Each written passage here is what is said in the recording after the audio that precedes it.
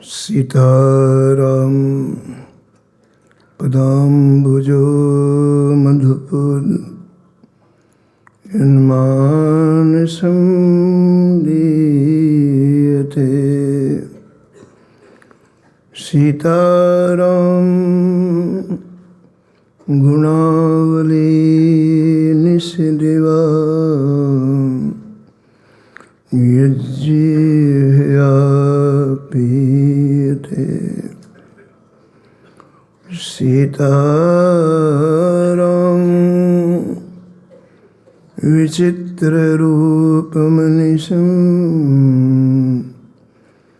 यश्चक्षुषोर्भूषणम्। सीताराम सुनाम धाम निरतं तं सद्गुरुं संभजे। नीलाम्बुजश्यामलकोमलाङ्गं सीतासमारोपितवामभागं पाणो महा सायकचारुचापं नमामि रामं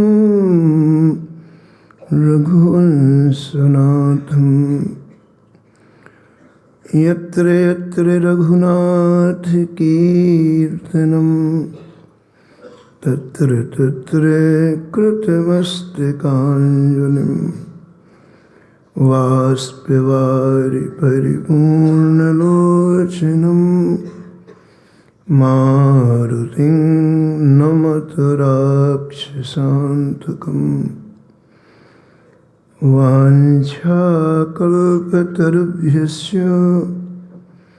कृपासिन्धुभ्यैव च पतितानां पावनेभ्यो श्रीवैष्णवेभ्यो नमो नमः।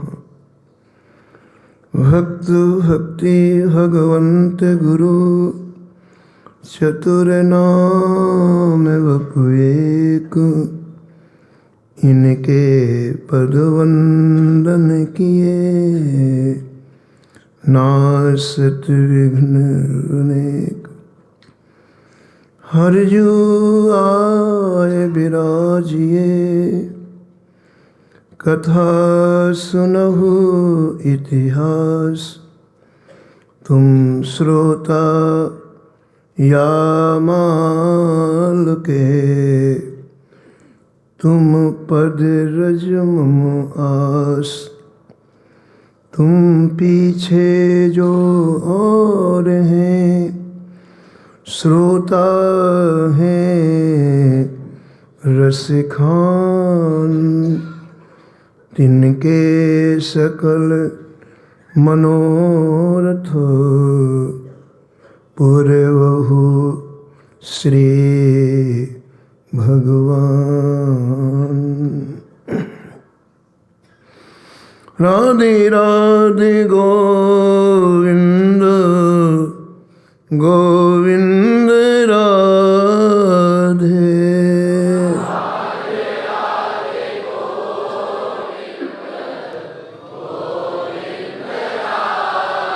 राधे राधे गोविंद गोविंद राधे।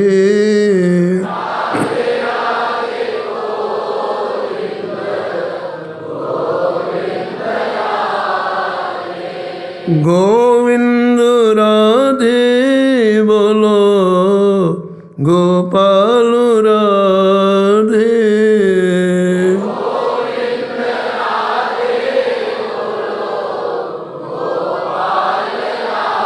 गोविंद राधे बोलो गोपाल राधे।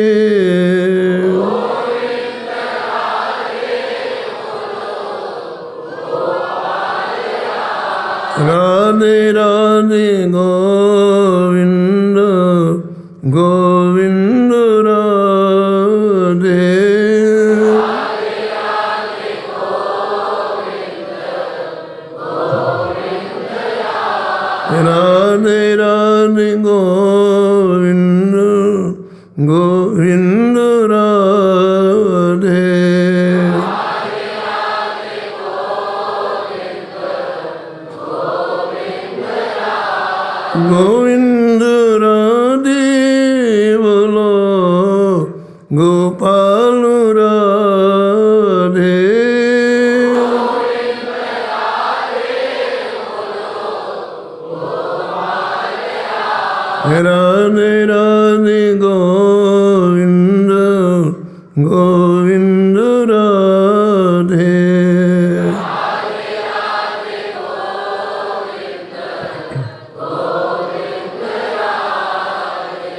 श्री राधा वल्लभ लाल की, सब संत भगवान की, श्री वृंदावन धाम की, श्री स्वामी अग्रदास जी महाराज की, श्री नाभाजी महाराज की, श्री प्रियदास जी महाराज की, सपरिकर श्री भक्तमाल जी की, श्री गिरिराज जी महाराज की, श्री यमुने महारानी की, परम पूज्य अनंत शिवसित ब्रजरस निमग्न परम पूज्य श्री प्रेमानंद जी महाराज की, उनके समस्त परिकरों की जय जय श्री राधे।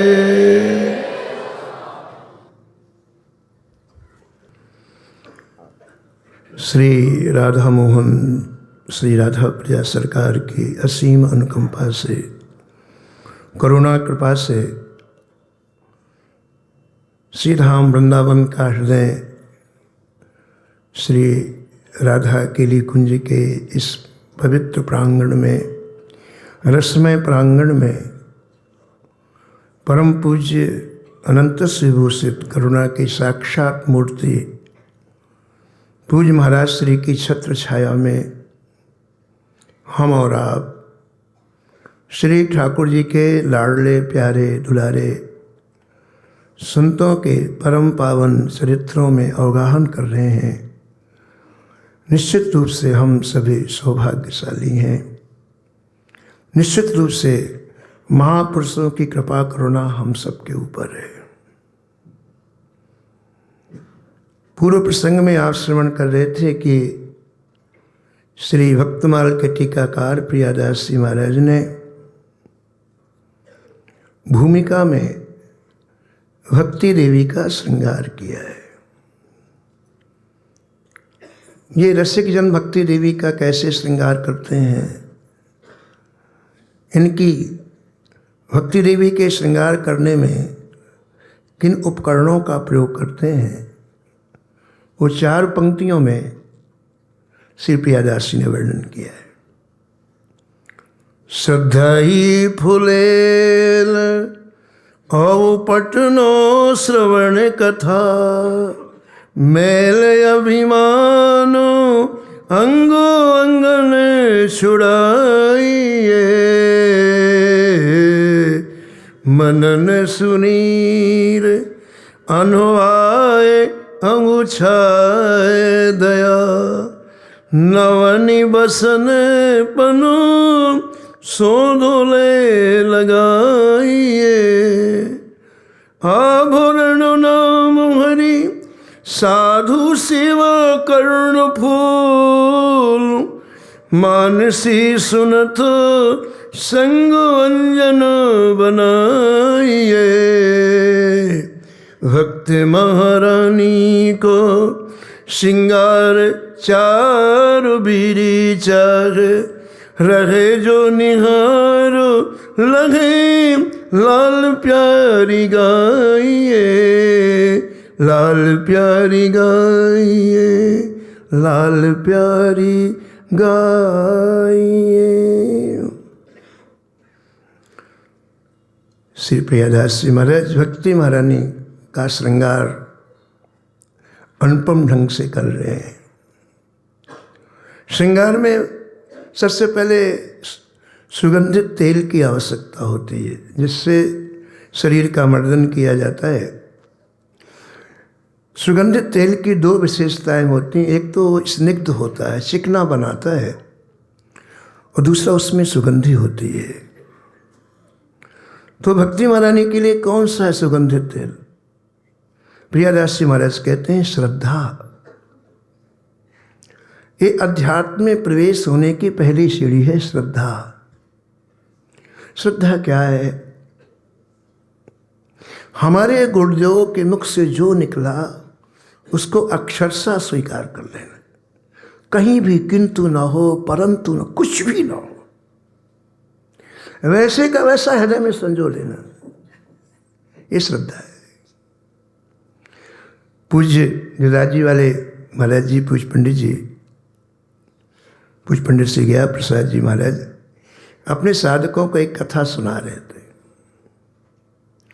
उन्हें सुनाया कि एक कोई गरीब ब्राह्मण था, निर्धन था, तो किसी महापुरुष के पास गया और महापुरुष ने उसे देवी जी का मंत्र बता दिया कि देवी जी प्रसन्न होकर के तुम्हें इस अभाव से दूर कर देंगे। तो एकांत में जाकर के उस मंत्र का जप करने लग गया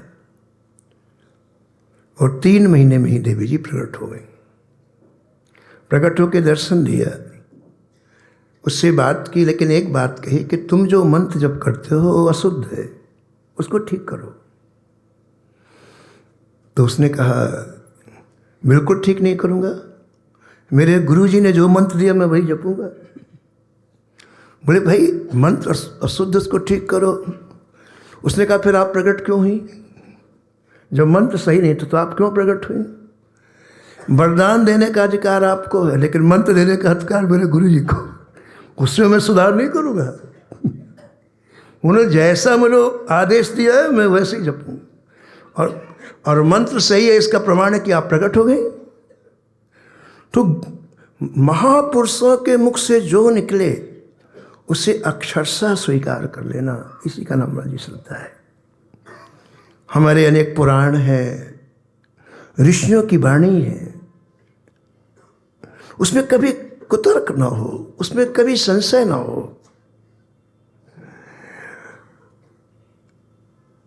तो जब तक श्रद्धा नहीं होगी तब तक भक्ति में प्रवेश नहीं होगा।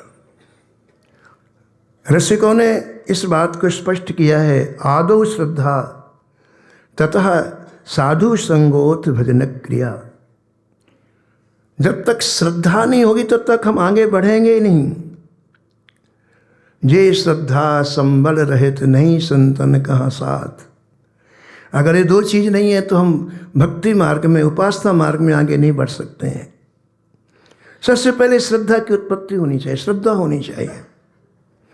श्रद्धा के बाद नंबर 2 साधु संग। हमारे श्रद्धा ही नहीं होगी तो साधु संग से कोई लाभ नहीं होगा। श्रद्धा ही साधु के हृदय के उन दिव्य रसमय विचारों को हमारे हृदय में प्रस्फुटित करती है। बिना श्रद्धा के नहीं होगा कुछ। तो सबसे पहली प्रक्रिया है महाराज जी कि श्रद्धा हो तो आगे के सारे रास्ते खुलते जाते हैं। प्रेम प्राप्ति के 9 बिंदुओं का वर्णन इसमें है। उसमें सबसे पहले श्रद्धा। श्रद्धा हुई हमारी, किसी महापुरुष में श्रद्धा हुई, किसी संत में श्रद्धा हुई, और हमारे अंतःकरण में उनका हर वाक्य, उनका हर सूत्र अपने आप बैठने लग जाएगा। श्रद्धा होते ही वो जो कुछ कहेंगे हमारे अंतःकरण में विराजमान हो जाएगा। साधु संग का तात्पर्य है, पूज्य महाराज श्री कहते हैं बार बार कि मैं जो कहता हूँ यदि उसे मान जाओगे तो लबालब हो जाओगे, कल्याण हो, उसे मानो। साधु संग का तात्पर्य उनके द्वारा कही हुई वचनों का आदर हो हमारे जीवन में। आदर किसे कहते हैं? जिस चीज़ का आदर होता है वो हृदय में समा जाती है। किसी को भी आप आदर दो, वो आपके हृदय में तुरंत चला जाएगा। हम लोग कथा सुनते हैं, कथा में आप व्यास को ऊपर बैठाते हैं, आप नीचे सुनते, क्या है? ये आदर है कि आपकी वाणी हम श्रद्धापूर्वक ग्रहण कर रहे हैं। ये आदर है। किसी को भी आदर दो आप। संसार में भी देखो, आप जिस वस्तु का आदर दोगे वो अंदर बैठ जाएगी, वो बिल्कुल निकलेगी नहीं। तो जब श्रद्धा होगी महाराज तो संतों की सत्संग का अद्भुत लाभ होता है। एक एक शब्द महाराज हृदय को खोल देता है। तो दूसरी प्रक्रिया है साधु संग। संत संग से हमें अपने जीवन के लक्ष्य की प्राप्ति होती है। अभी हमारे जीवन का कोई लक्ष्य नहीं है। श्री निम्बार्काचार्य भगवान ने कहा है कि जो भी जीव इस संसार में आया है उसे अपने स्वरूप का ज्ञान होना चाहिए, वो कोई भी हो। जो भी जीव यहाँ आया है उसे भगवान के स्वरूप का ज्ञान होना चाहिए। जो भी जीव यहाँ आया है उसे भक्ति के स्वरूप का ज्ञान होना चाहिए। अगर भक्ति का स्वरूप नहीं जाए, कुछ भी हम भक्ति मान लेंगे। और आगे श्री निम्बार्काचार्य जी कहते हैं कि जो भी यहाँ आया है उसे भगवान की कृपा के स्वरूप की जानकारी होना चाहिए, और जो भी यहाँ आया है उसे माया के स्वरूप की जानकारी भी होना चाहिए। हम जब जानेंगे कि ये माया, तभी तो बचेंगे। अपने स्वरूप की जानकारी, भक्ति के स्वरूप की जानकारी, भगवान के स्वरूप की जानकारी, भगवान की कृपा के स्वरूप की जानकारी कैसे जानेंगे कि भगवान की कृपा है? अगर हम कृपा के स्वरूप को नहीं जानेंगे प्रिय संतो, तो वो हम किसी को भी कृपा मान लेंगे, किसी को भी कृपा मान लेंगे। भक्तमाल जी में एक कथा ये है कि उनके यहाँ किसी को भेज दिया, एक विमुख व्यक्ति ने। राजा बड़े भक्त थे, तो उनकी परीक्षा लेने के लिए भेज दिया, साधु बना के, साधु का वेश बना के। तो राजा तो वेश का आदर करते थे। जैसे वो आया साधु बन करके, वो वहाँ आया तो उसके शरणामृत लिया, उसको षोडशोपचार, उसका पूजन किया, उसकी आरती की, और आरती करने के बाद साष्टांग प्रणाम किया, नैवेद्य अर्पण किया, और चरणों में बैठ के कहा, महाराज आपके श्रीमुख से मैं कुछ सुनना चाहता हूँ, आप बताओ श्री ठाकुर जी की कृपा कैसे प्राप्त? वो संत तो था नहीं, तो जो अंदर वही तो बोलेगा। बोले राजन हद हो गई, अब कौन सी कृपा चाहिए? सैकड़ों रानियां हैं आपके पास, इतना बड़ा महल है, इतने नौकर चाकर हैं, और इतना धन, अब कौन सी कृपा चाहिए? राजा समझ गए कि बिल्कुल शून्य व्यक्ति है, बिल्कुल विमुख, समझ शब्द से पता चल जाता है। तो कृपा का स्वरूप क्या है? गोस्वामी जी ने 2 पंक्तियां लिखी विनय पत्रिका में। तुम अपनायो तब जानी हो, तुम अपनायो तब जानी हो, जब मन फिर परि गए, जब मन फिर परि। कृपा के स्वरूप का वर्णन करते। अपनाना माने कृपा। हे नाथ, आपने मेरे ऊपर कृपा की है, मैं तब जानूंगा। कब? जब मेरा मन जैसे संसार में जा रहा है उसी गति से आप में जाए। जब मन संसार में, आप संसार की किसी वस्तु का माला लेके ध्यान करते हैं क्या? और 24 घंटे छाई रहती है। फिर आगे उदाहरण देते हैं कि कैसा मन आप में लगे। सुत की प्रीत प्रतीत मीत की, नृप जिम जन डरी है।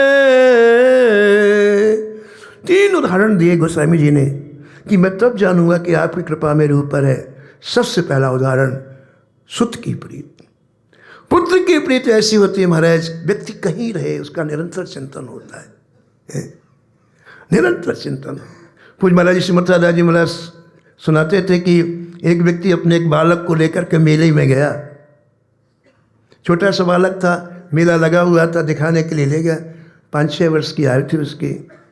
तो ऐसा हाथ पकड़ के ले गए। अब मेला तो मेला होता माजी, उधर से रेला आया और उसका हाथ छूट गया बालक का। भीड़ का रेला आया, वो आया था तो मेले में, लेकिन बालक छूटने के बाद अब बालक कहाँ है, बालक कहाँ है, बालक का, उसको खोजने में लग गया। तो पूरे मेले में उसने महाराज शुरू से लेके अंत तक कई राउंड लगाए, लेकिन बालक नहीं मिला। लोगों ने पूछा भैया मेले में क्या क्या है? बोले मुझे पता नहीं है, मैं तो मिठाई की दुकान में भी बालक देखता था, फल की दुकान में भी बालक देखता था, कपड़े की दुकान में, मैं केवल बालक ही नहीं, और मुझे पता नहीं क्या क्या है।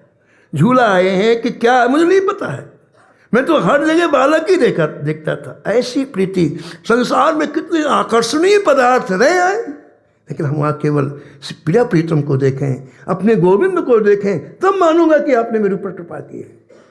सुत की प्रीति प्रतीत मीत की। प्रीति मान होता है विश्वास, प्रीति मान होता है प्रेम, और प्रतीति मान होता है विश्वास। हे गोविंद, हे माधव, हे सरकार, मैं तब मानूंगा कि आपने मेरे ऊपर कृपा की है जैसे किसी मित्र में विश्वास होता है, ऐसा विश्वास आप में हो। मानिए संतों में विश्वास ना हो तो संत एक पग आगे नहीं चल सकते हैं। परम विश्वास, ठाकुर जी में परम विश्वास होता है। तो मित्र का मित्र में विश्वास कैसे होता है? एक घटना पूज भाई जी सुनाते थे, सिमरन प्रसाद पोद्दार जी महाराज, कि किसी व्यक्ति से कोई गलती हो गई, अपराध बन गया, तो उसे फांसी की सज़ा दे दी गई। राजाओं का ज़माना था और उसको ये घोषणा कर दी गई, लिख के दे दिया गया कि भाई तुम्हारी ठीक 1 महीने के बाद फांसी होगी, इस तारीख को तुम्हारी ठीक सुबह 7 बजे फांसी हो जाएगी। कुछ दिनों के बाद उसके मन में आया कि एक बार मैं घर जाकर सबको देखा, फांसी मरना तो एक बार परिवार में जाके सबको मैं देखा हूँ। उसके मन में ऐसी भावना हुई और संयोग उसका बचपन का मित्र आया, छोटी आय से जो उसका मित्र था, वो आ गया उसे देखने के लिए। समाचार पूछा और कहा कि भैया मेरी एक इच्छा है कि मैं एक बार, मृत्यु तो होना 10 दिन के बाद, परिवार वालों को देखा हूँ। तो वो जो जेल का जो जेलर होता, मुख्य व्यक्ति होता, वो उसका मित्र उसके पास गया कि भाई मेरे मित्र को जाना है, तो आप 3 या 4 दिन की छुट्टी दे दो। तो उसने कहा कि भाई हमारे यहाँ छुट्टी तो दी जा सकती है, लेकिन एक नियम है, उसके बदले में कोई दूसरा जेल में रहे तो छुट्टी दे दी जाएगी। बोले मैं रहूँगा। मित्र ने कहा मैं रहूँगा।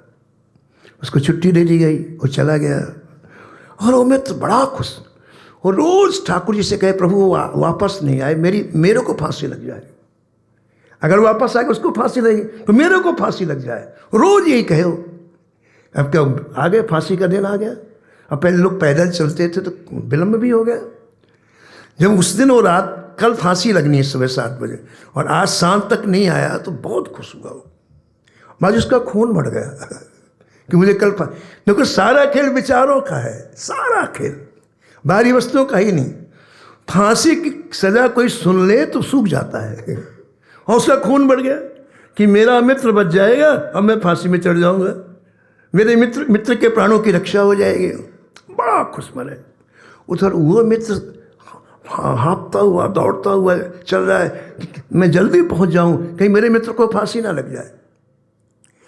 तो महाराज 7 बजे फांसी थी और 6:50 में वो पहुंचा। वो मित्र दौड़ता हुआ पहुंचा, हाँफते हुए पहुंचा, और जैसे आया वैसे कहा मैं अब आ गया हूं, आप मेरे मित्र को छोड़ दो। मित्र कहे नहीं, अब मैं फांसी में चढ़ूंगा। बोले नहीं, मैं आ गया हूं, मैं चढ़ूंगा। अब महाराज फांसी के लिए तू मैं होने लग गई। वो कहे मैं चढ़ूंगा, वो कहे मैं चढ़ूंगा, और घंटों हो गए। वो बोले नहीं, अब तुम विलम्ब से आए हो, अब मैं चढ़ूंगा फांसी। बोले नहीं, फांसी मुझे दी गई, मैं चढ़ूंगा। मुझे घंटों हो गए। वो कहे मैं, अब जेलर देख रहा है, जेलर की हालत खराब, फांसी के लिए लड़ाई। अब जेलर की हालत खराब हो गई महाराज जी।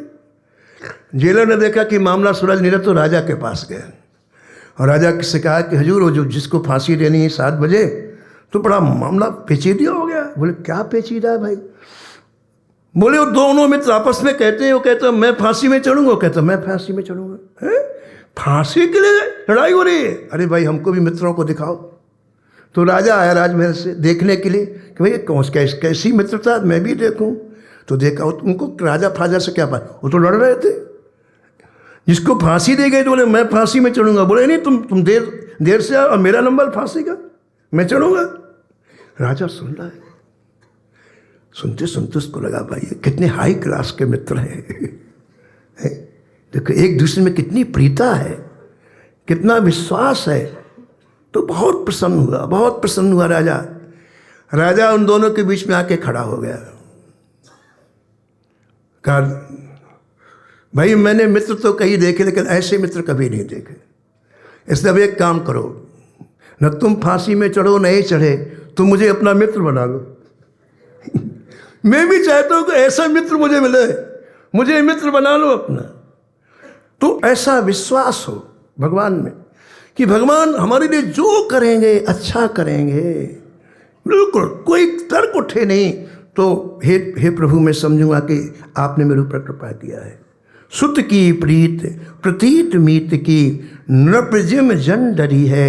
नृप माने होता है शासक, नृप माने होता है शासक, कोई भी शासक हो, पहले राजा शासक होते। तो जैसे हमको शासक से भय लगता है कि हम कोई गलत काम ना करें तो दंड मिलेगा, ऐसे हमें महाराज युगल सरकार से भय लगे कि हमसे कोई गलत काम ना हो जाए। हम माया से भयभीत है कि कोई हमसे किसी तरह की त्रुटि ना हो, इसलिए हम निर्भय हैं। तो ये भय होना जरूरी है। ऐसा भय आपका रहे जैसे एक शासक का भय एक सामान्य व्यक्ति को रहता है कि मैं गलत काम करूंगा तो दंड दे दिया जाएगा, ऐसा भय रहे। तो हम ही निवेदन कर रहे थे कि कृपा का स्वरूप जानेंगे तो फिर हम भगवान से गुहार करेंगे, प्रभु हमारे ऊपर ऐसी कृपा करो। तो सबसे पहले संतों के संग से हमें इन 5 चीज़ों का बोध होता है जो भी आपने सुना, इसी को साधु संग कहते हैं। अब साधु संग से जैसे स्वरूप का बोध हुआ, थोड़ा सा आप इसको प्रयास करें समझने का, स्वरूप का बोध क्या होता है। साधु संग से हमें जब स्वरूप का बोध हुआ तब एक ही काम होगा, केवल भजन होगा, केवल बस। जब तक कभी स्वरूप का बोध नहीं हुआ जी तब तक भजन चल रहा है, नहीं चल रहा, ठीक है, लेकिन केवल भजन तभी होगा जब अपने स्वरूप का परिचय हो जाएगा। कुछ महाराज जी सुनाते थे, श्रीमद सदानंद जी महाराज की वामन भगवान को बलि जी के यज्ञ में जाना था, तो नर्मदा जी के उस पार यज्ञ हो रहा था। अब वामन भगवान छोटे से 2-2.5 फीट के रहे होंगे, अब जाना हो नर्मदा जी के उस पार है, तो अकेले जा रहे थे, ब्रह्मचारी के स्वरूप में जा रहे थे। तो नर्मदा जी में जैसे आए, अब थोड़ी दूर चले 2 फीट तो यहाँ तक पानी आ जाए, अब छोटे तो थे ही, फिर वापस आ जाए, कहीं डूब ना जाए। ऐसे 1 बार गए, 2 बार गए, 3 बार गए, चौथी बार गए ना मैं, तो एक वहाँ कोई ब्राह्मण स्नान करने आया, तो उसने कहा इसको कोई बीमारी है क्या, जाता है फिर आता है, जाता है फिर पूछना चाहिए इसके। तो ब्राह्मण वहाँ से दौड़ कर के आया, बोले ब्रह्मचारी जी बहुत तेजवान लगते हो, बार बार जा और वापस क्यों लौट रहे हो। भगवान ने कहा कि ब्राह्मण देवता, हम बलि के यज्ञ में जा रहे हैं लेकिन हमको तैरना नहीं आता है और नर्मदा जी गहरी है, तो हमें जाना है, कोई उपाय हो तो बताओ। तो ब्राह्मण ने देखा कि बलि के यज्ञ में जा रहे हैं, बलि बहुत बड़े राजा है, तो दक्षिणा का मामला सही रहेगा वहाँ, तो यदि मैं इनके साथ जाऊँगा तो उनको यदि आधा तो मुझको मिलेगा ही। तो उसने कहा महाराज मेरे को तैरना आता है, मैं आपको नर्मदा से पार कर दूंगा। बोले फिर चलो। बोले ऐसे नहीं, ऐसे नहीं, पहले एग्रीमेंट हो जाए, ऐसे कैसे जाना। बोले बताओ क्या एग्रीमेंट करना है। तो ब्राह्मण बोला महाराज मैं आपको पार कर दूंगा नर्मदा जी से, लेकिन जो दक्षिणा मिलेगी 50% आपकी, 50% मेरी। भगवान ने कहा ठीक है भैया पार कर दो, लेकिन एक शर्त है, दक्षिणा हम देंगे लेकिन हमारे चरण का अंगूठा भी गीला नहीं होना चाहिए। जब पेमेंट देना तो खरी बात है हमारे चरण का अंगूठा भी, बोला ठीक है। और वास्तव में उसको तैरने का इतना अभ्यास था, उल्टा तैरे, नीचे बैठ के तैरने, लेट के तैरे, बड़ा एक्सपर्ट आदमी था। ठाकुर जी को उठाया, कंधे में बैठा लिया और इतने जल, मतलब छाती के नीचे जल, ऐसा पैरों से तैरते तैरते जाने लग गया। जब बीच नर्मदा जी का प्रवाह आया, बीच का भाग आया, तो बीच में जल का प्रवाह तेज होता है, हमारे गहरी होती है बीच में, कोई भी नदी हो तो मतलब गहरे, उस जो जल का प्रवाह आया तो ठाकुर जी के चरणों को स्पर्श किया जल ने ठाकुर जी के चरणों का स्पर्श किया। तो ठाकुर जी ने सोचा कि हमारे चरण गीले नहीं होना चाहिए, तो जैसे ऐसे थे चरण ना, तो ठाकुर जी ने स्ट्रेट कर लिए, जो नीचे के थे ऐसे कर, तो उसके कान के पास आ गए। ठाकुर जी जब पहले तो कंधे में बैठे, नीचे चरण थे, जब जल का प्रवाह उछला तो ठाकुर जी ने ऐसे चरण कर लिए, स्ट्रेट कर लिए, सीधे कर लिए, सीधे कर लिए। उसके कान के पास आए चरण, तो उसने देखा अरे ये तो चरण चिन्ह बने हुए हैं इनके चरणों में, ये कोई साधारण ब्रह्मचारी नहीं है, इनमें तो भगवान के चरणों में जो चरण चिन्ह वो बने हुए हैं। अंकुश अंबर कुलिस कमल जो ध्वजा धेनुपद शंख चक्र स्वास्तिक जम्बू फल कलश सुधार, और एक चरण, और वो उसकी स्थिति ये हो गई कि मारे जो हाथ पैर चलना बंद हो गए। भगवान है इतना इतना समझ में आते ही देखो ये भगवान है, शरीर की एक्टिविटीज बंद हो गई, क्रियाएं बंद हो गई, और जब तैरना बंद किया तो नीचे जाने लग गया, नदी में तैरना नीचे जाने लग गया। भगवान ने कहा क्या करता है? बोले महाराज एक एग्रीमेंट कैंसिल करो। भगवान बोले एक बार एग्रीमेंट तो बार बार थोड़ी होता है। बोले नहीं महाराज, वो अनजाने का एग्रीमेंट था, अब जानकारी का एग्रीमेंट करो। भगवान ने कहा क्या कहना चाहते हो? बोले जय जय, मैं आपको नर्मदा जी से पार उतार देता हूँ, आप मुझे भवसागर से पार उतार दो, इस संसार सागर से आप पार उतार दो। अब मुझे पता चल गया है। देखो ठाकुर जी की अनुभूति स्वरूप का बोध हो गया है। मम दर्शन फल, मम दर्शन फल परम अनुपा, मम दर्शन फल परम अनुपा, जीव पाव निज सहज स्वरूपा, जीव पाव निज सहज स्वरूपा, सहज स्वरूपा, सहज स्वरूपा। बस ठाकुर जी को पार करके नर्मदा जी में जैसे कंधे से उतारा, उसने दौड़ लगा दी, ऐसा दौड़ा। भगवान बोले अरे भैया रुको रुको, दक्षिणा लेके बोले मिल गई महाराज जी। अब मैं एक क्षण भी बिना भजन के नहीं गुजारूंगा। ये है स्वरूप का बोध महाराज। पता है अब एक क्षण भी, अब उसको लग रहा है एक क्षण मेरा बिना भजन के न चला जाए।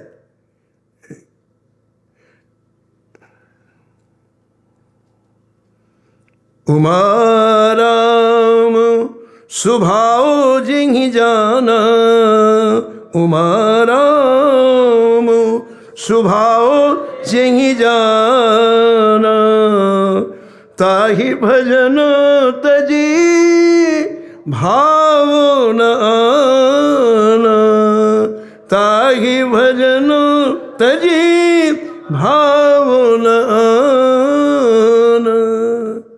श्री ठाकुर जी के स्वरूप का बोध हो, अपने स्वरूप का बोध हो जाए, वो भजन के सिवा कुछ कर ही नहीं सकता है।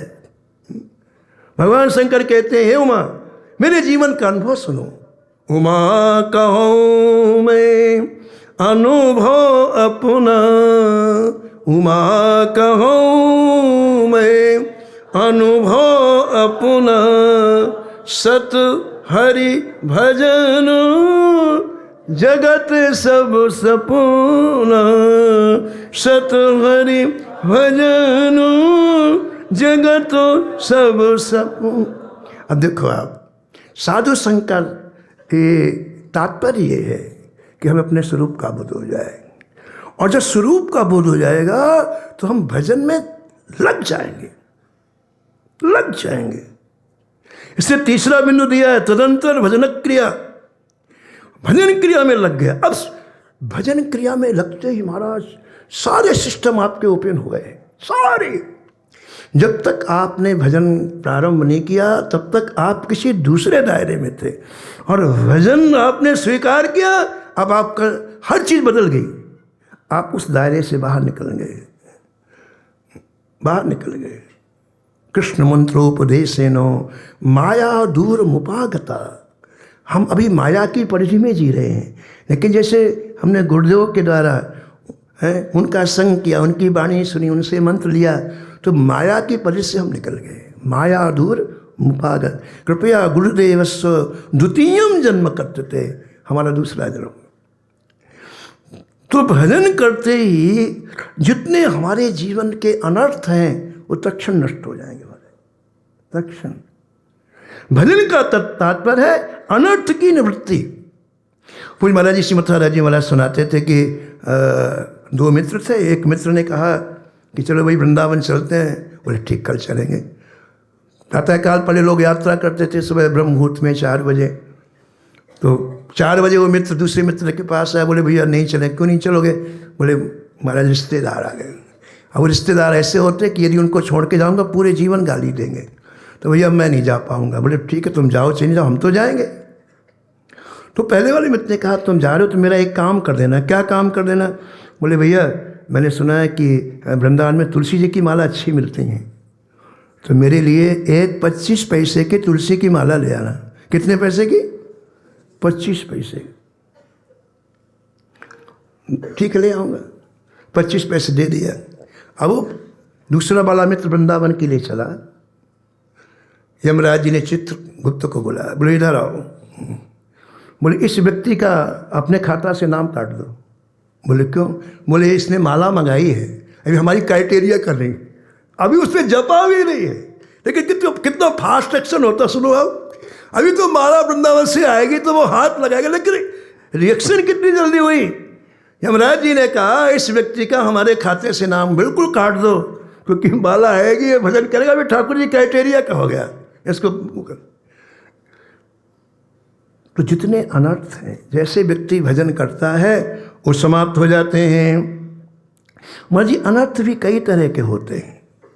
अनर्थ कई तरह के, एक पाप के रूप में अनर्थ आता है ना, एक अपराध के रूप में अनर्थ आता है, और एक महाराज जी पुण्य के रूप में अनर्थ आता है। आश्चर्य की बात, पुण्य के रूप में भी अनर्थ। पाप के रूप का अनर्थ तो हम समझ सकते हैं कि भाई पाप है, इससे बचना चाहिए। अपराध से भी बच सकते हैं कि भाई हमको ऐसा नहीं करना चाहिए, हमारे गुरुदेव ने ऐसा कहा है। लेकिन जो पुण्य के रूप में अनर्थ आता है उससे कैसे बचें? तो अनर्थ कई तरह के होते हैं। ये सभी अनर्थ भजन से समाप्त हो जाते हैं। जब तक कोई भी अनर्थ हमारे जीवन में रहेगा तब तक श्री ठाकुर जी में निष्ठा नहीं होगी। निष्ठा अलग बात है हमारी। निष्ठा का तात्पर्य कि उसके बिना हमें कुछ नहीं चाहिए, ये निष्ठा है। उसके बिना कुछ चाहिए ही नहीं, हमें वही चाहिए। सप्तर्षियों ने पार्वती जी को कितना समझाया कि तुम जिस वर के लिए इतनी तपस्या कर रही हो, शंकर के लिए इतनी तपस्या कर रही हो, उसके पास कुछ भी नहीं है, रहने को नहीं है, खाने को नहीं है, अरे पहनने को कपड़े नहीं है, उसका श्रृंगार क्या है, देखो स्मशान की राख लगाता है। तो तुम्हारे ऊपर हमें दया आ गई, हम वैकुंठ गए थे और वैकुंठपति से बात करके आए हैं, श्री नारायण भगवान से बात करके आए हैं कि भाई ये बड़ी ही बुद्धिमान और बड़ी विवेकवान है, तो इसका विवाह आपके साथ हो जाए। और उन्होंने हाँ कह दिया है। भगवान नारायण ने हाँ, अब तुम हाँ करो तो हम उनसे विवाह करा दें। परीक्षा लेने व्यक्ति जाता तो ऐसे ही कहता है, परीक्षा लेने गए, सप्तर्षि थे, 7 ऋषि थे। तो एक बड़ी अच्छी बात कही, बहुत अच्छी बात कही। बोले भाई आपने एक के गुण का वर्णन किया, एक के अवगुणों का वर्णन किया, लेकिन एक मानसिक एक सहज स्वभाव होता है कि एक बार मन जिसको स्वीकार कर लिया फिर उसको छोड़ता नहीं है। महादेव अवगुण भवन विष्णु सकल गुण धाम, जिहि कर मन रम जाहि सन सोते ही सन काम। एक बार मन ने स्वीकार कर लिया शंकर जी को, अब वो अवगुणों के खजाना हो, लेकिन अब मैं उनको नहीं छोड़ सकूं। अरे बोले तुमको पता नहीं कामदेव को ने जला दिया है, फिर भी तुम हमारी बात नहीं मानते हो। और मान लो उन्होंने मना कर दिया कि हमको विवाह नहीं करना, तो क्या करोगे? भाई तुम कहती हो विवाह करने के लिए और शंकर जी मना कर दिए हमको नहीं, तो क्या करोगे? बोले कुछ दिक्कत की बात नहीं है, मैं करोड़ों जन्म लेकर के विवाह करूंगा तो शंकर जी से, नहीं तो मैं किसी से विवाह नहीं करूंगी। कोटि जन्म लग रगर हमारी, बरऊं शंभु नत रहूं कुंवारी। इसको निष्ठा बोलते हैं। ये तभी निष्ठा उत्पन्न होती माँ जी जब सब अनर्थ हमारे हृदय से विदा हो जाते हैं। फिर निष्ठा के बाद अगली सीढ़ी है रुचि। भजन करना अलग बात है हमारी, भजन में रुचि होना अलग बात है। जब रुचि होती है तो लगता है और थोड़ा सा, और थोड़ा सा, और थोड़ा सा, 1 घंटे और, 2 घंटे और, 3 घंटे और जब रुचि के बाद फिर अगली सीढ़ी है आसक्ति। फिर भजन में आसक्ति हो जाती। आसक्ति मतलब पूज्य स्वामी जी श्री रामकृष्ण दास जी महाराज पंचरसाचार्य अयोध्या के साक्षात्कार प्राप्त संत कहते थे, आसक्ति की व्याख्या करते थे, जो आ तो सकती है लेकिन जाती नहीं है, उसका नाम आसक्ति। जो आ जाती है लेकिन जाती नहीं, उसका नाम आसक्ति है। तो फिर महाराज आसक्ति होती है भजन में। फिर इसके बाद व्यक्ति भावराज में प्रवेश करता है, और भावराज के बाद फिर प्रेम का उदय होता है। तो प्रेम की प्रारंभिक सीढ़ी क्या है? श्रद्धा। तो श्री भक्ति महारानी के श्रृंगार में सबसे पहले श्री प्रियादास जी महाराज कहते हैं कि श्रद्धा रूपी फुलेल भक्ति महारानी को लगाया जाता है। अब ये जितने सूत्र हैं, इन सूत्रों को आत्मसात करने के लिए महापुरुष किसी न किसी कथा का पुट देते हैं। जैसे हमको कोई दवाई खाना है तो कोई कहता है भाई दूध के साथ खाओ, कोई कहता है भाई शहद के साथ खाओ, कोई कहता है जूस के साथ खाओ। दवाई नहीं है जूस, दूध दवाई नहीं है, लेकिन उसके साथ खाने में उस दवाई का प्रभाव तुरंत हमारे जीवन में आता है। ऐसी ये श्रद्धा रूपी फुलेल भक्ति महारानी को लगाते हैं। ये तो कह दिया प्रियादास जी ने, लेकिन किसने लगाया? श्रद्धा है क्या? ये जानने के लिए संत लोग चरित्र का वर्णन करते हैं। पूज्य महाराज जी श्री गदाधर भट्ट जी का चरित्र वर्णन करते थे कि श्री गदाधर भट्ट जी के चरित्र से पता चल जाएगा कि श्रद्धा क्या है। श्री नाभा जी ने गदाधर भट्ट जी का स्मरण किया। गुण निकर गदाधर भट्ट अति सभी को लागे सुखद। कहते हैं कि श्री गदाधर भट्ट जी में समस्त सद्गुणों का निवास था। समस्त सद्गुण उनमें निवास करते थे। बड़े स्वभाव के सज्जन थे, बड़े प्रियवादी थे, सदाचारी थे। और गदाधर भट्ट जी की सबसे बड़ी विशेषता थी अपने पूर्व के आचार्यों के प्रति अपार निष्ठा थी। आप में किसी तरह का कोई दुर्गुण नहीं था, आप में ईर्ष्या नहीं थी, कोई कामना नहीं थी, और करुणा थी। जब तक संत में करुणा नहीं होगी तब तक वो परोपकार नहीं करेगा। इसलिए संत में करुणा होना बहुत जरूरी है। आप विचार करो, कभी सोचो, आप लिखा हुआ कि वाल्मीकि तुलसी भयो। श्री वाल्मीकि जो तुलसीदास बनने की क्या आवश्यकता थी? क्यों बने? करुणा के कारण। श्री ठाकुर जी की वंशी हित हरिवंश महाप्रभु जी के रूप में क्यों आई? करुणा के कारण। श्री ललिता जी स्वामी हरिदास जी के रूप में क्यों आए? करुणा के कारण। इनका कोई लेना देना नहीं है, हम जीवों पर करुणा करके यहाँ आए। तो श्री गदाधर भट्ट जी करुणा के निधान थे, और उनका एक निश्चय था कि यहाँ आने के बाद जीव अनन्यतापूर्वक ठाकुर जी का भजन करे। ऐसे खिचड़ी वाला नहीं, अनन्यतापूर्वक भजन करे। इसलिए आपने पूरे जीवन श्रीमद् भागवत की कथा सुना करके लोगों के हृदय में अनन्य उपासना में जोड़ दिया। ऐसा श्री गदाधर भट्ट जी का परम पावन जीवन था। ग्रंथकार वर्णन करते हैं कि गदाधर भट्ट जी का जन्म कर्नाटका में हुआ। संत बीज पलटे नहीं जो जुग जाए अनंत, ऊंच नीच कुल उपजय होए संत को संत। महापुरुषों का ऐसा कहना है कि संत कहीं भी जन्म लेगा, किसी जाति में जन्म लेगा, उसका संतत्व बना रहता है। संत बीज नहीं पलटता है। चाहे किसी युग में जन्म ले, किसी जगह जन्म ले, लेकिन वो जहाँ भी होगा संत ही होगा। मनुष्य के शरीर में हर इंद्रिय में देवताओं का निवास है। ठीक है, हमारी जितनी इंद्रियां हैं सब में देवताओं का निवास। अब यदि हमारे जीवन में भगवान की भक्ति है तो जो देवता जिस इंद्रिय में विराजमान है वो गुणों का प्रकाश करते हैं। और यदि हमारे जीवन में भक्ति नहीं है तो संसार में कितने बड़े बन जाएं, कितने महान बन जाएं, लेकिन वो देवता गुणों का प्रकाश नहीं करते हैं।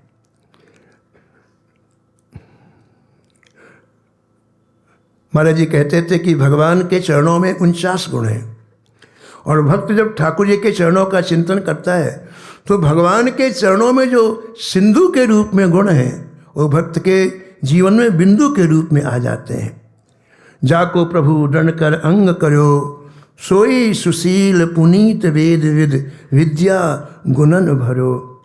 जामवंत कहे सुन रघुराया, जा पर नाथ करहु तुम दाया, सोई विजयी विनयी गुण सागर, तासु सुयस त्रैलोक उजागर।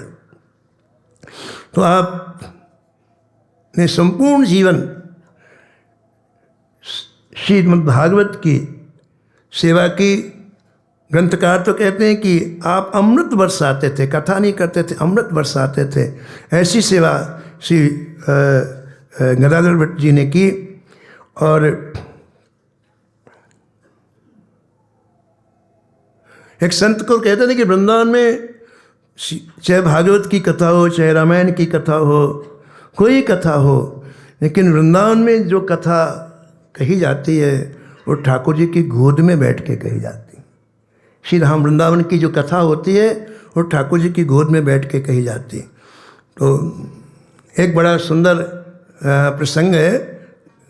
किसी संत ने बताया कि एक बार पूज्य पंडित जी श्री जगन्नाथ प्रसाद भक्तमाली जी, जो भक्तमाल के भीष्म पितामह है हमारे वृंदावन के, वो श्री फोगला में कथा कर रहे थे। फोगला आश्रम में कथा कर रहे, श्रीमद् भागवत की कथा कर रहे थे। और संयोग ऐसे कि पूज्य मलुक पीठाधीश्वर जी के गुरुदेव श्री गणेश दास भक्तमाली जी महाराज कथा सुनने के लिए आए। वो नीचे बैठ के कथा सुन रहे थे और पूज्य पंडित जी कथा कह रहे थे श्रीमद् भागवत। कथा कहते कहते 1 घंटे के बाद दृश्य बदल गया। व्यासासन पर जहाँ पंडित जी बैठे थे वो गायब हो गए और बालकृष्ण लाल कथा कहने लग गए। बालकृष्ण, अब वो देख रहे हैं, पूज्य श्री भक्तमाली जी देख रहे हैं। ये 1 घंटे तक ऐसा हुआ। फिर पंडित जी आ गए, फिर कथा होने लग गई। तो जब समझ में नहीं आया पूज्य भक्तमाली जी को, तो सीधे ज्ञान गुदड़ी पहुँचे पूज्य पंडित जी के पास। कहा मैंने आज ये क्या देखा हमारे, क्या देखा है? बोले आप कथा नहीं कर रहे थे, आपकी जगह में कोई दूसरा कथा कर रहा था, मैंने देखा है। पंडित जी बोले भक्तमाली जी, भगवान की कथा भगवान ही करेंगे, आदमी थोड़ी करता है। भगवान की कथा भगवान ही करेंगे। तो ऐसे ही श्री गदाधर भट्ट जी जब यहाँ कथा करते थे तो ऐसा लगता था कि अमृत रस की वर्षा हो रही है। तो जो इसमें मुख्य चीज़ कहनी है इस चरित्र में गदाधर भट्ट की श्रद्धा की। श्रद्धा किसे कहते हैं? कर्नाटका से कुछ लोग सीधा वृंदावन चल करके आए दर्शन करने के लिए, और सबसे पहले यमुना जी गए। यमुना जी में स्नान किया। स्नान करते मन प्रसन्न हो गया। हमारी जितनी पवित्र नदियां हैं, गंगा जी हैं, यमुना जी हैं, सरजू जी हैं, नर्मदा जी हैं, कावेरी जी हैं, इनकी एक विशेषता है, जैसे ही आप इनमें डुबकी लगाओगे वैसे भक्ति के जितने विघ्न हैं उनको खींच लेती हैं। भक्ति के जितने विघ्न हैं ये पवित्र नदियाँ इसे आपने देखा होगा पहले के ज़माने में इन पवित्र नदियों के किनारे रह करके संत भजन करते थे। हम अपने वृंदावन में बाल भक्त ओम प्रकाश जी यमुना जी के तट पर चामुंडा में जहाँ भजन किया तो 20-20 बार स्नान करते थे, रात्रि में स्नान करते थे। यानी जो भजन के विघ्न कारक तत्व होते हैं ये पवित्र नदियाँ उसे खींच लेती हैं। तो वो लोग आए, स्नान किया तो मन प्रसन्न हो गया। और जब व्यक्ति का मन प्रसन्न होता है तो व्यक्ति गाता है कि नहीं गाता बताओ? मन प्रसन्न होता तो गाता है। तो 4-5 लोग कर्नाटका के जो लोग थे वो वृंदावन की तरफ चले यमुना जी से और गाते हुए चले। क्या गा रहे थे? सखी हो श्याम रंगो रंगी, सखी हो श्याम रंगो रंगी, देखो बिकाए गई वह मूरत, देखो बिकाए गई वह मूरत, सूरत माहे पगी, सूरत माहे पगी, सखी हो श्याम रंगो रंगी। उनको नहीं पता था, वो तो मस्ती में गा, उस समय इतनी भीड़ वृंदावन में नहीं होती थी, तो मस्ती में गाते हुए लोग जा रहे थे। और यमुना जी से थोड़ी ही दूर पर से जीव गोस्वामी जी की कुटिया थी। ये रस से भरी हुई पंक्तियाँ जब आपने सुनी तो उनको बड़ा आश्चर्य हुआ। भजन छोड़ करके बाहर आए, आवाज लगाई, अरे भैया इधर आओ इधर आओ। तो उनको उनकी तो यहाँ पहचान थी नहीं, पहली बार वृंदावन आए थे। उनको लगा कौन कौन बुला रहा है हमको। तो देखा एक संत बुला रहे हैं, तो बेचारे बड़े संकोच से आए बड़े, और हाथ जोड़ करके खड़े हो गए। कहा जय जय, क्या आज्ञा। बोले किनकी पंक्तियाँ हैं, इनके लेखक कौन है, किसने लिखा है। बोले बाजी हमारे यहाँ, हम लोग कर्नाटका के हैं, वहाँ श्री गदाधर भट्ट जी हैं, वो ऐसी पंक्तियाँ ऐसे बहुत से पद लिखे हैं। तो प्रतिदिन वहाँ सायंकालीन गोधूल बेला में सभी गांव वाले इकट्ठे होते हैं और कुछ ऐसे पद सुनाते हैं। उन्हीं से में हमको 2-4 पंक्तियाँ याद थी तो हम गाने लग गए। अच्छा,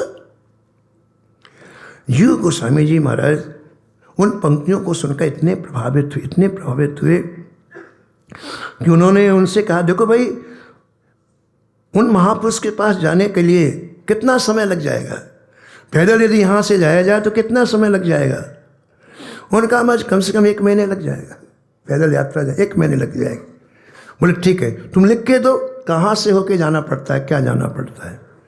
उन्होंने बोले लिख दिया, बता दिया कि माँ जी जिस तरह से हम आए हैं वैसे यदि कोई जाएगा तो गदाधर भट्ट जी के पास पहुँच जाएगा। तो एक एक करके सब जाने लग गए।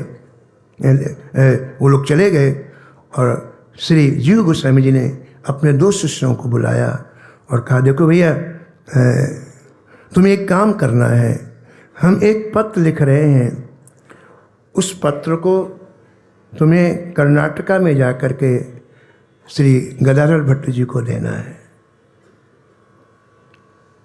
अब देखो आप, खग जाने खग ही की भाषा, कितने लोग गाते रहते हैं, कोई फर्क नहीं पड़ता। लेकिन जीव गोस्वामी जी भी उसी रंग में डूबे हुए थे, इसलिए उनकी पंक्तियों का जो हृदयात्मक अर्थ था वो जीव गोस्वामी जी के हृदय में प्रकट हो गया। और आपने विचार किया कि ये गदाधर भट्ट जी सामान्य नहीं है, इन्होंने जो पंक्तियाँ लिखी हैं ये गोपी भाव में निमग्न होकर के उसका वर्णन किया है। ये स्वामी जी की दासी बनकर उन्हीं के भाव का अनुगमन करके श्याम सुंदर के रंग में रंग गए हैं, नहीं तो अन्यथा ऐसी पंक्तियाँ इनके मुख से नहीं निकलती। ये निकुंज रस का जो वर्णन है, इसका शब्दों में करना बड़ा असंभव है। यह आस्वादन का विषय नहीं है, वर्णन का विषय नहीं है। लेकिन इस अंतरंग सखी ने अपने उस भाव को रोक नहीं पाई। कभी कभी भाव इतना तीव्र हो जाता है कि रोक नहीं पाते हैं, तो रोक नहीं पाई और उसने प्रेमालाप किया है। तो जिस प्रेम जगत की यह भाषा है उसी जगत के श्री जीव गोस्वामी जी हैं। इसलिए उन्होंने इस पंक्ति के मार्मिक अर्थ को समझा, इस पद की भाव गंभीरता को समझा और समझ गए कि यह निधि निकुंज की अंतरंग सखी है। संतों का एक स्वभाव होता है, जो कितने भी डूबे हुए हों, जैसे अपने श्री महाराज जी हैं, लेकिन कोई संत आता तो उनसे सुनते हैं। देखा ना आपने, अभी महाराज जी संत मिलने के लिए आए, नीचे बैठ करके सुना, बिल्कुल जैसे पिपासु हो, जैसे जिज्ञासु हो। ये इनकी महानता है। सब कुछ जानते हुए भी संत मुख से सुनने की इनकी इच्छा होती है। ऐसे जीव गोस्वामी जी के मन में बात आई कि ऐसे संत जिसके जो निकुंज में जिसका प्रवेश है, इनके पास तो पदों का बड़ा संग्रह होगा। ये तो पद की 2-4 पंक्तियां हैं। अगर ये सीधा वृंदावन आ जाए तो सत्संग में बहुत आनंद आएगा। और उनको बुलाने के लिए आपने 2 सेवकों को भेजा पत्र लिख करके, केवल उनको बुलाने के लिए। और ऐसा एक इसमें प्रियादास जी लिखते हैं कि प्रेम से भरा हुआ पत्र भेजा। श्याम रंग रंगी पद, श्याम रंग रंगी पद, सुन के गोसाई जीव श्याम रंग रंगे पद सुन के गुसाई जीव पत्र दे पठाए उभय साधु बेग उधाए पत्र दे पठाए उभय साधु बेग धाए। ऐसे भाव लिखे महाराज पत्र में कि पढ़ते ही गदाधर भट्ट जी सीधा वृंदावन आ जाए। अनाराध्य राधा पदाम्भोज रेणु मनासित्र वृंदा तवी तत्पदांकम असंभास तदभाव गंभीर चित्तान कुतः श्याम सिंधु रसस्यावगाह। संक्षेप में क्या लिखा? एक श्लोक है। श्री जीव गोस्वामी जी ने गदाधर भट्ट जी को पत्र क्या लिखा? पहला बिंदु लिखा, अरे सखी तू कहती मैं श्याम रंग में रंग गई, लेकिन श्याम रंग में तो वही रंग सकता है जो सर्वेश्वरी श्री राधा जी के चरण कमल की रेणु की आराधना करे। सर्वेश्वरी श्री राधा रानी के चरण कमल की आराधना के बिना कोई श्याम रंग में नहीं रंग सकता है। इसके आगे लिखा, मान लो ये संभव ना हो तो, मान लो राधा रानी के चरणों में हमारा इतना समर्पण ना हो तो दूसरा बिंदु लिखते हैं श्री जीव गोस्वामी जी कि जिस स्थली में श्री राधा जी के चरण चिन्ह अंकित हैं, ऐसे वृंदावन धाम का आश्रय ले तो श्याम रंग में रंग जाएगा। वृंदावन की विशेषता क्या है? संपूर्ण ब्रह्मांड में 2 स्थली ऐसी हैं जहाँ भगवान के चरण चिन्ह बने हुए आज भी दर्शन होते हैं, आज भी। Number 1 Shri Vrindavan, number 2 Shri Chitrakoot. वहाँ की रज में आज भी ठाकुर जी के चरण चिन्हों का दर्शन होता है, इसलिए इसको विशिष्ट भूमि कहा जाता है। ये सामान्य भूमि नहीं है, ये विशिष्ट भूमि है। प्रभु पद अंकित अवनि विषय की, इसमें श्री ठाकुर जी के चरण अंकित हैं, इसलिए विशेष है। तो श्री लिखते हैं श्री गदाधर भट्ट जी को श्री जीव गोस्वामी जी, यदि राधा जी के चरणों में पूर्ण निष्ठा नहीं है तो राधा जी के चरण से चिन्हित श्री वृंदावन धाम का आश्रय यदि कोई ले तो श्याम रंग में रंग, और ये भी नहीं है तो अंतिम और तीसरी बात लिखते हैं श्री जीव गोस्वामी जी, श्याम रसरूप महासमुद्र में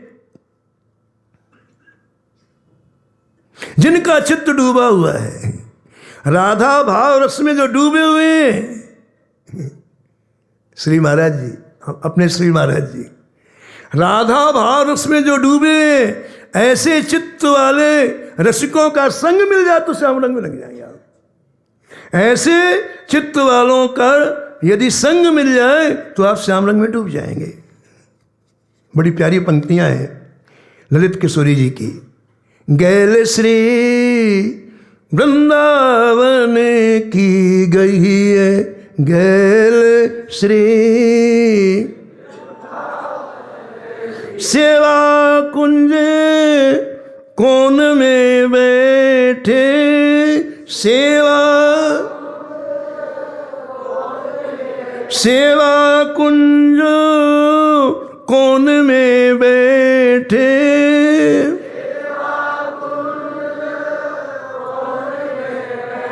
जुगल लाल छबल जिए, जुगल लाल गैल श्री वृंदावन की गई है, गैल श्री रसिकन के पग चाप हुलसिए।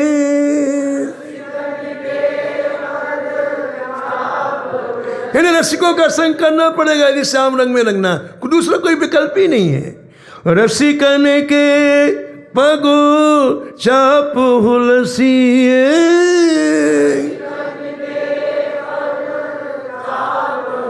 श्याम गौर मुख कहिए,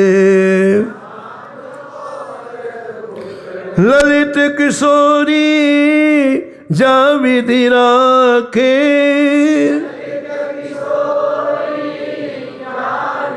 ललित किशोरी जा विधि राखे,